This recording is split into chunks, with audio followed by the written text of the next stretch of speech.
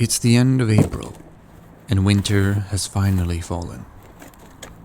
The light and the warmth will soon bring new life to our forests and lakes, meadows and fields.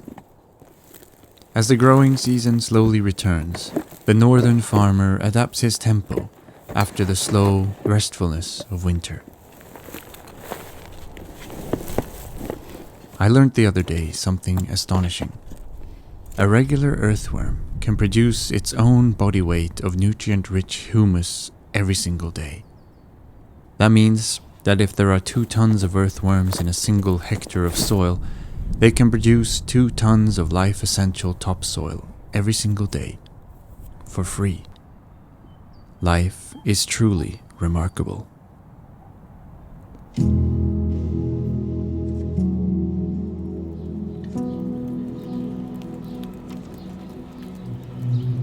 We had a light snow during the night, but the snow won't stay for long.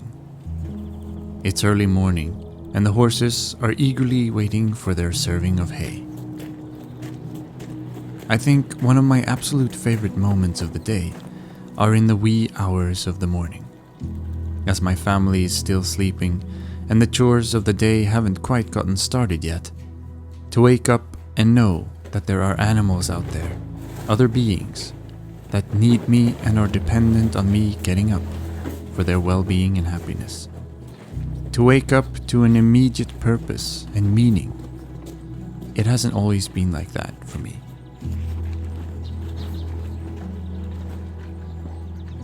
I recently came across an article that was both interesting and sad. It was about a study that concluded that more and more people in Sweden experience life as lonely and meaningless. If you'd asked me 15 years ago, before I ended up becoming a farmer and homesteader, I would easily have considered myself part of this group of people who feel lost in their own existence. In this light, we can say with certainty, becoming a farmer has filled my life with a sense of meaning and purpose I did not have before.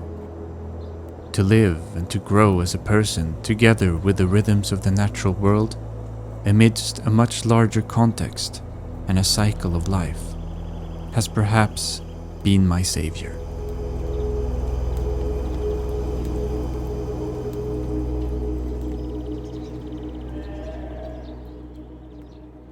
It's been unusually cold these past weeks, as if spring has temporarily been put on hold. The grass that only a few weeks ago started greening up has now stopped growing. Nothing wants to grow when it's this cold. The day is slowly getting started. After having fed the horses their morning hay and opened the nest boxes for the chickens, I pour a cup of coffee and start making breakfast for the family.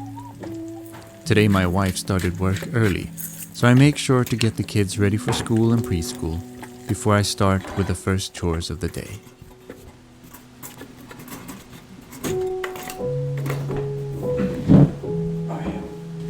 Kan du åka på det Hannes? Jag kommer. Så vad har du idag då? It's the beginning of the week and time to take a feces sample from the rams to be sent for analysis. Parasites and worms that are spread through grazing are the #1 medical problem for sheep here in Sweden. It doesn't matter whether you are a large lamb producer or just have a few sheep as a hobby. Parasites can be an equal issue and cause problems. You need options and a good strategy for keeping your animals healthy. Samples are taken every spring before the herd is let out on pasture to make sure they don't spread any eggs if the parasites have overwintered in their gut.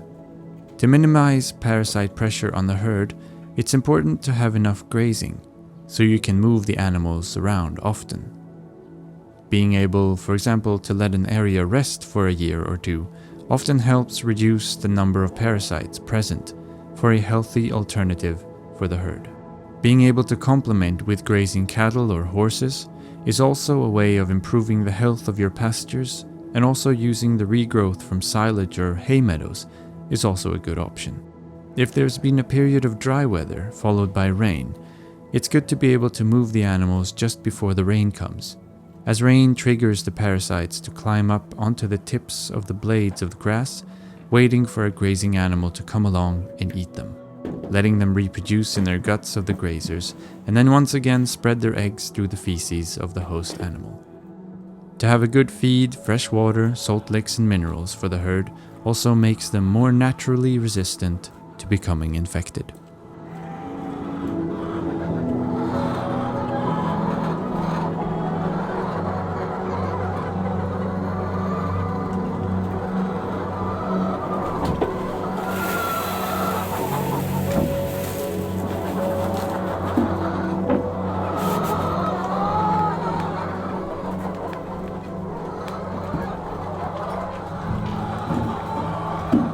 I've refilled the feeder to the chickens and pick up some eggs they've laid on the floor in the corner of the coop, instead of in their nest boxes.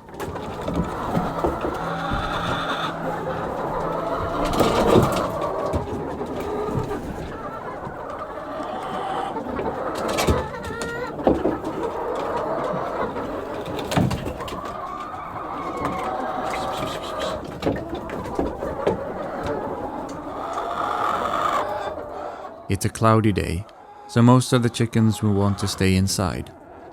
However, a few of them have found their way out into the polytunnel, where they can roam free, scratch, and forage for food.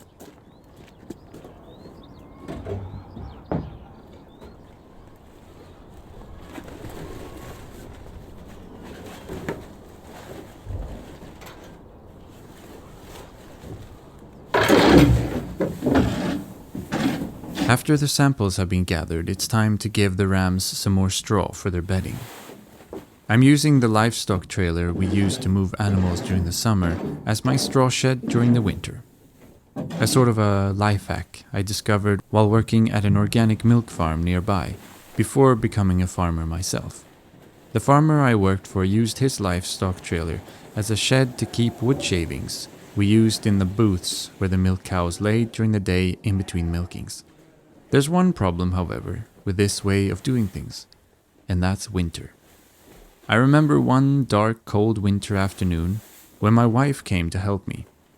As I moved the cows into the parlor to get them ready for milking, she tried scraping loose whatever small chunks of wood shavings that hadn't frozen solid into large ice blocks. After 45 minutes alone in the cold, she had managed to fill half a wheelbarrow with shavings. We didn't make it home until late into the night that evening. Winters in Sweden carry with them a certain challenge for us farmers with livestock that most places in the world don't have. This memory serves as an important reminder of how grateful I can feel whenever life seems easy in chores that could otherwise be very hard.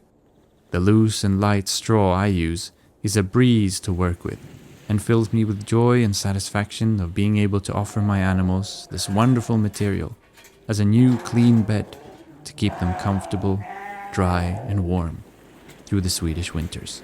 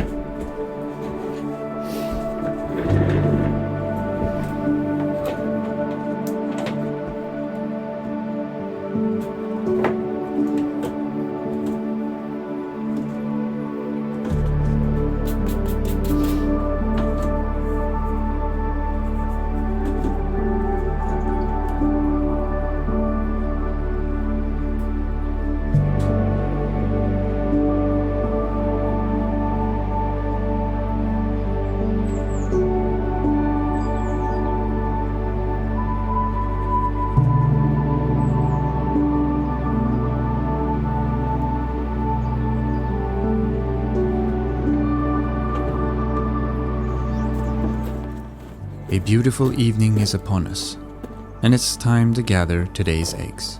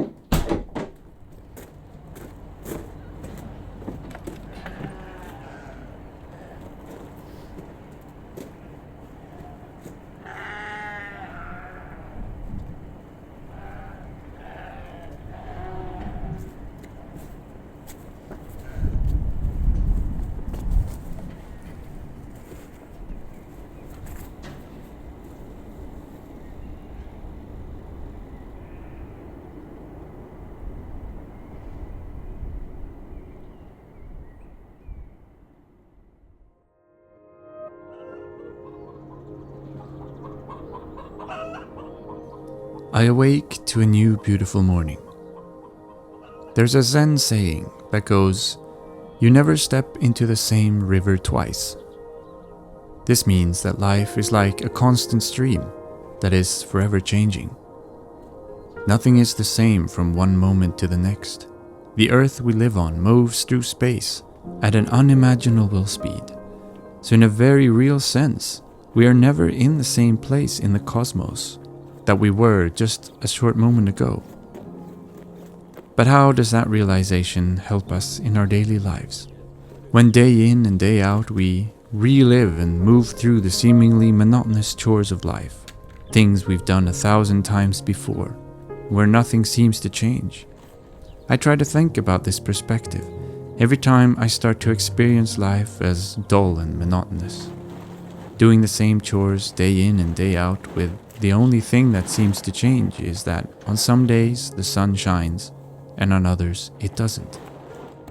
But if we think about it more deeply for a second, we realize that everything in our lives is in constant change, and we have the capacity to rediscover and reinvent ourselves anytime we want.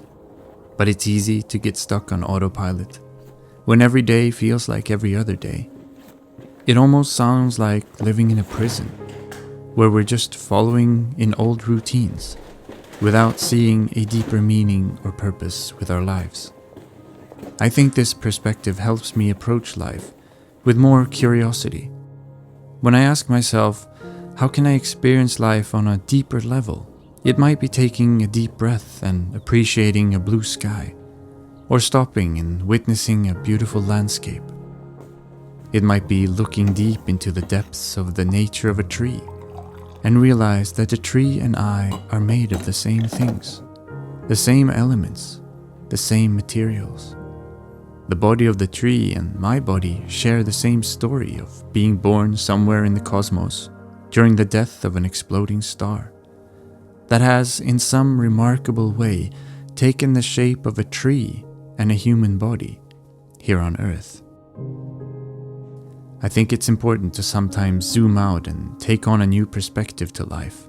They help us deal with the small things, in the mundane tasks of the everyday. They let us see that even within our seemingly monotonous lives, there is wonder, and we can witness the dance of life take place right before our eyes. And I believe, at least in my life, that perspectives like these have helped me tremendously in experiencing life as something wonderful to be discovered and truly worth living. Ja, men då får du spara dem tills på fredag.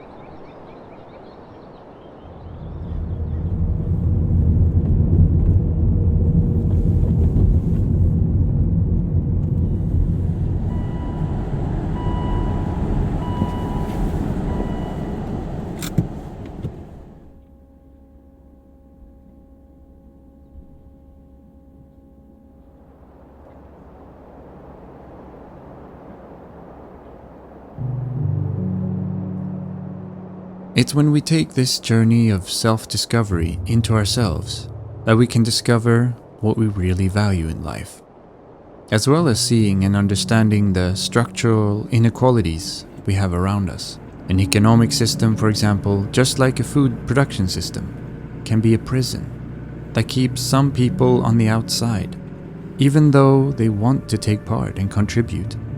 A system, economic or agricultural, whose aim is to maximize the sole wealth accumulation of the few through unequal competition, diminishing with it the status and value of food and natural resources it depends on.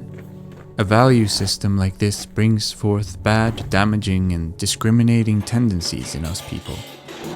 This is a price we seem to be fine paying for the upkeep of these harmful economic and power structures that affect all realms of our daily lives. As a farmer, it's also easy to fall into the trap of thinking only in terms of profitability and effectiveness.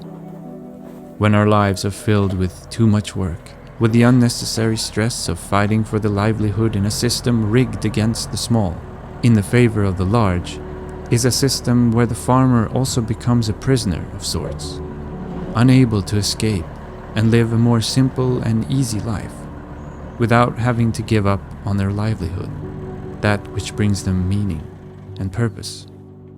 Breaking free from the prison is not impossible, but it asks of us that we first tear down the walls that keep us here. In this case, the walls are figments of our collective imagination, ideas and beliefs that have turned into policy, both financial and political, that we have come to see as our conventional truth about who we are and how we should be living our lives on this planet and run our societies. It's a collective hallucination we all suffer from.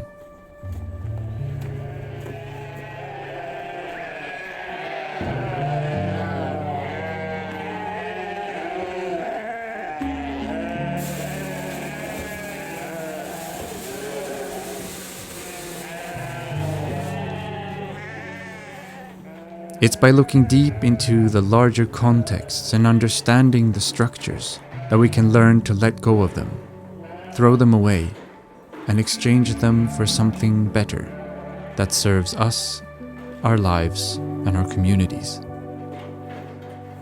This is a case not against striving for economic growth of a society, but never letting this goal come to pass at the expense of life on the planet we live on, and other goals that we have as a species.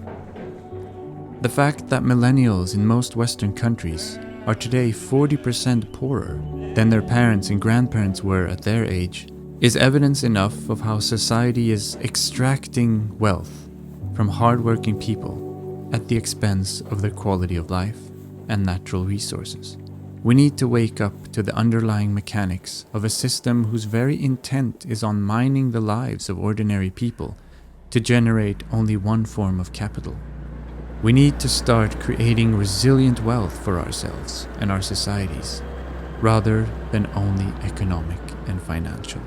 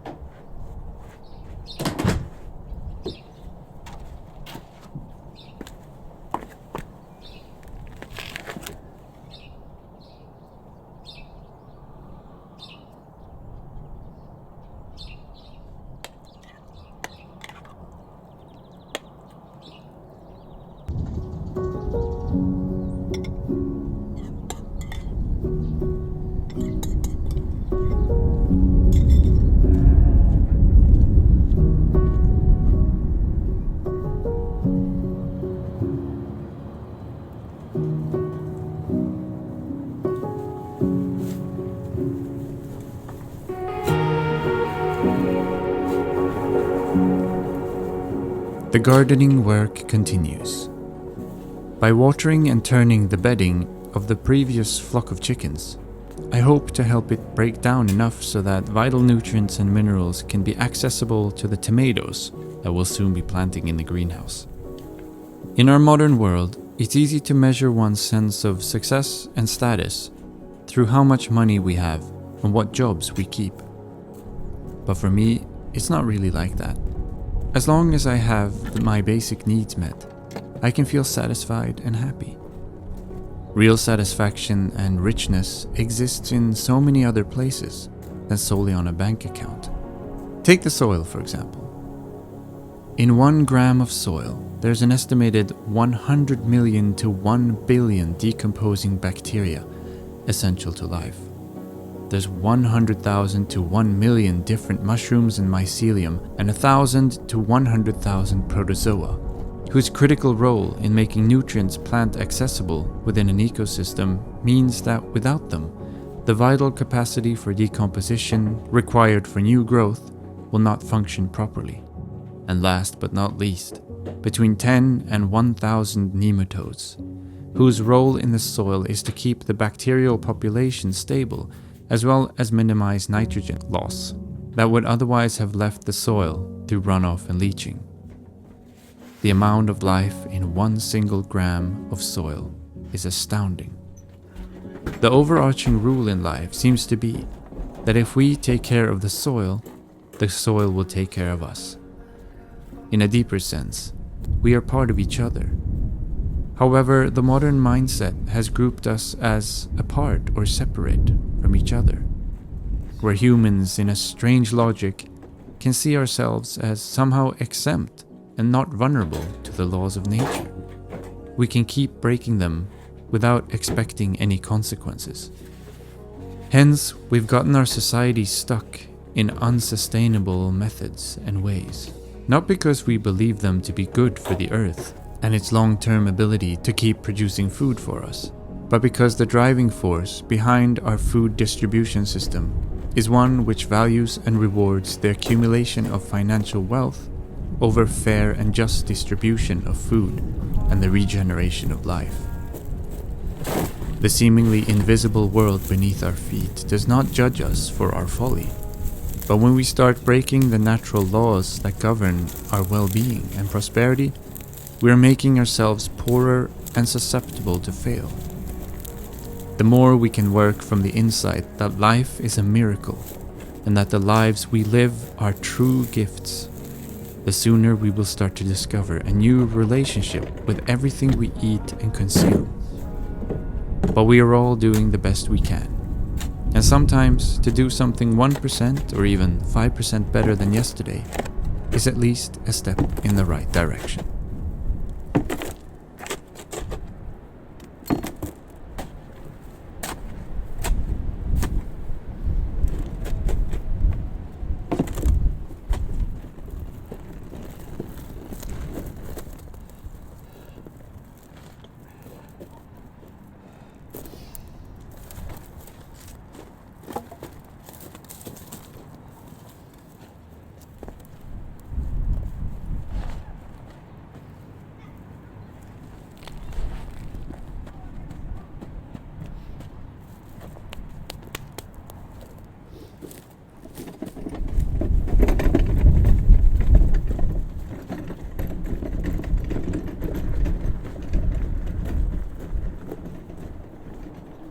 But once again, the system has led to policies that make it possible for the person who produces the food, the farmer, who brings the most value to the table, is the one paid the least.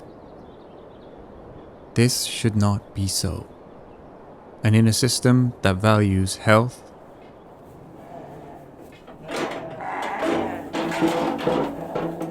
this should definitely not be so. And things desperately need to change.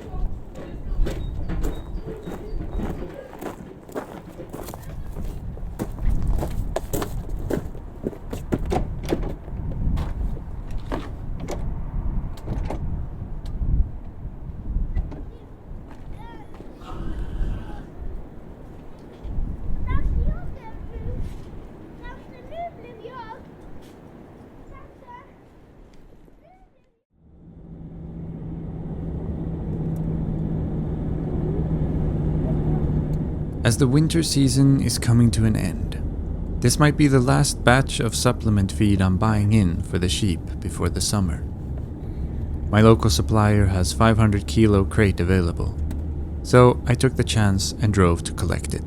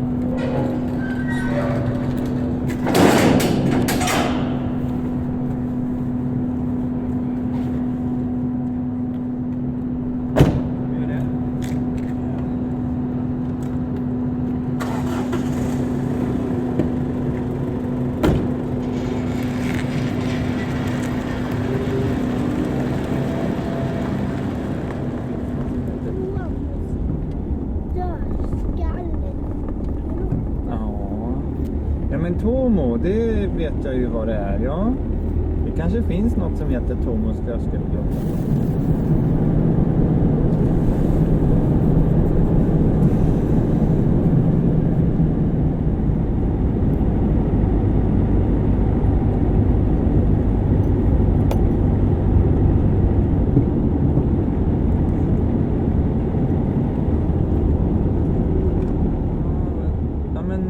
Jag tror inte ens den funkar hennes faktiskt. Den ska inte tändas. Nej. Släck den, pappa. Vad sa du? Är den tänd nu? Nej, den är släckt.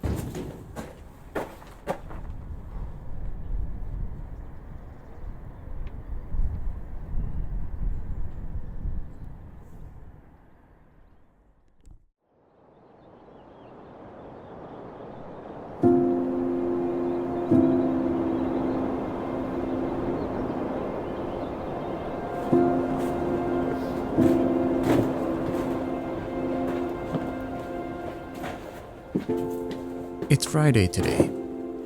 My wife is home from work and can get the kids from school and preschool, giving me some more time in the afternoon to remove some new growth brush from the pastures.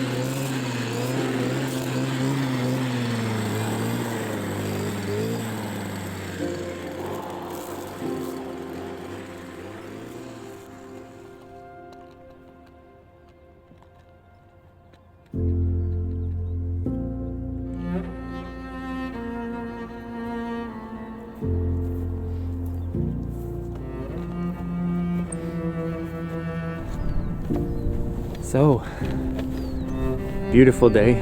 I really like these kinds of days when it's overcast. It's chilly though. For the end of April, it's a little bit too cold. But yeah, I'm sure spring is on the way somewhere. But yeah, this is a season when a lot of farmers really feel the urge to and longing to come out, sit in their tractors on the fields, you know, get some plowing done, get some sowing done, prepare for the new season, make the conditions good and right. But for me, since we don't have very much arable land, well, we don't have any arable at all actually. We only have permanent pastures and meadows and some permanent grasslands where we forage some of our winter forage. So I don't need to sit in the tractor all day for weeks on end. I can instead come out here into one of our paddocks or pastures. This is an amazing site. Some 3,000 years ago, during the Bronze Age, there are people living here, and they think that this is maybe where the first. Sweden was not a country back then. It was several, you know, tribes or small kingdoms. And this is where they tried to sort of centralize all these tribes and these groups to try to, you know, birth the idea of having one country or one centralized place of power. And that was here in this place 3,000 years ago. And now our sheep are grazing here. So what I'm doing is trying to keep this area open and nice. It's a heritage area, so you know, it should not be disturbed. Biodiversity is very big priority here, very important. Yeah, I'm trying to keep all the you know, the small shrubs that are very small right now, because last year we had a big job here, took down a lot of old shrubberies, cleared up this whole area to get as much, you know, open grassland as possible. Whatever shrubs there are on the peripheries here for the birds, you know, that's enough. But this area here should be very open because you know, you really want to make sure that the flowers and the herbs that really like these sort of marginal lands that really thrive here, they should have an opportunity to establish themselves. So trying to stay one step ahead of nature for once. And it's a big area. This is 10 hectares, so I have a lot to do, but I try to do a little bit every day. But I love this, coming out and being outside. Yeah, it's cold. I better get working.